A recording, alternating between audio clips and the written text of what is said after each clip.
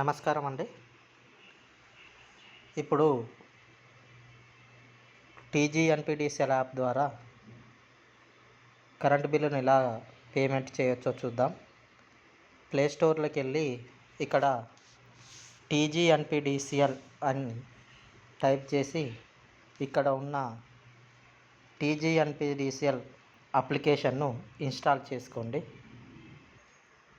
ఇలా ఇన్స్టాలేషన్ అయిన తర్వాత ఓపెన్ అని చేసుకోండి. ఓపెన్ విత్ జీమెయిల్ ద్వారా ఓపెన్ చేసేసుకుంటే ఆటోమేటిక్గా మీకు ఇలా ఓపెన్ అయిపోతుంది.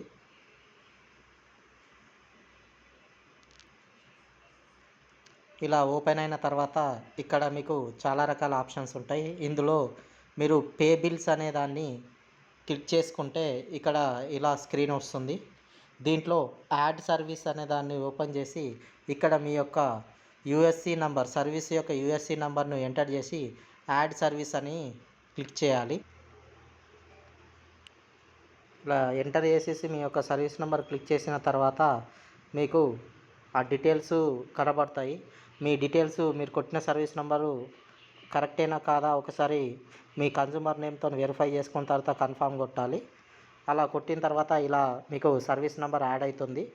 ఇక్కడ పే అనే బటన్ క్లిక్ చేసేస్తే బిల్ డెస్క్ ద్వారా కానీ టీ వ్యాలెట్ ద్వారా దానికి వచ్చేసి బిల్ డెస్క్ అని క్లిక్ చేసి ఇక్కడ మీకు అమౌంట్ ఎంత పేమెంట్ చేస్తారో అలా ఇచ్చి సబ్మిట్ కొట్టాలి.